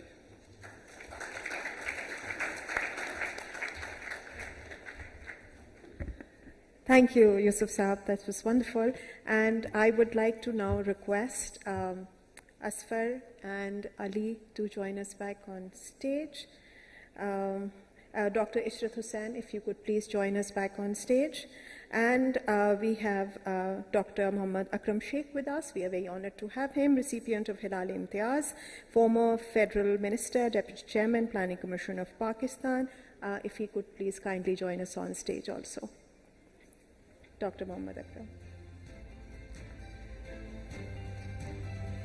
Dr. Ishrat, please.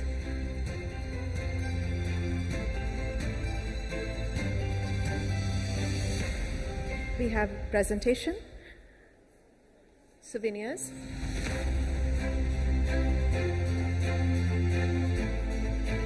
Ishrat Saab, I'll request you first.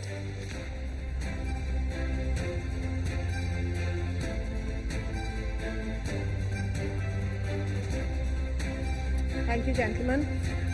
Dr. Ishrat, I'll request you first. If I could request Dr. Moeed, please.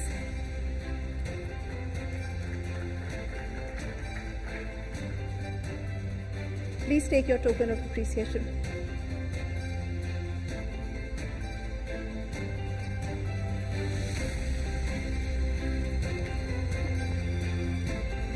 Dr. Moeed Yusuf? Yes. Fayaz Khan?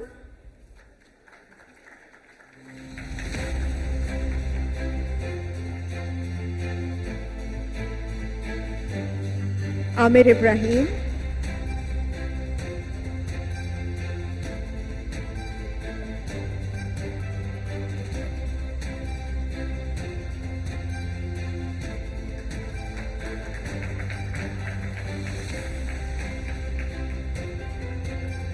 Amir.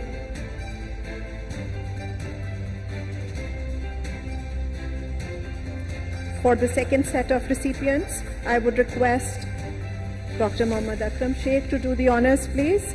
I'll request Maheen, please, to come and collect her souvenir.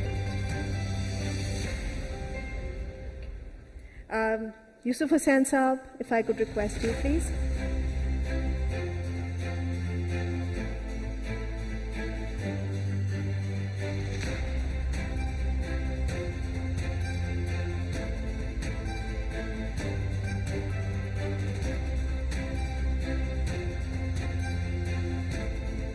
Sajid.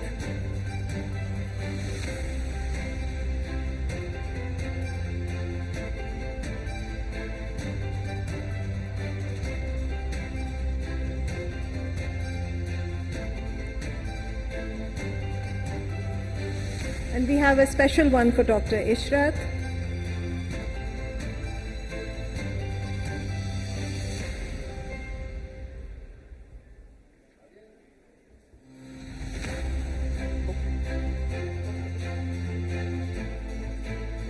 Done? For the group photo, please.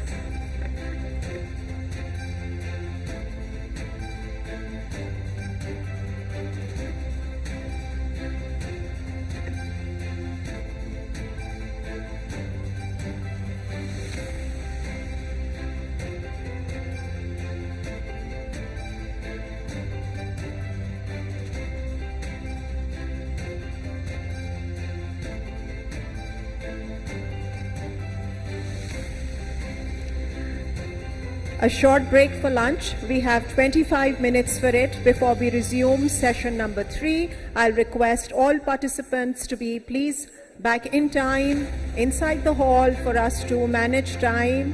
And so 25 minutes from now should be 2:30 max. So we should be starting 2:30 sharp, and I will hope to see everybody inside the hall on time.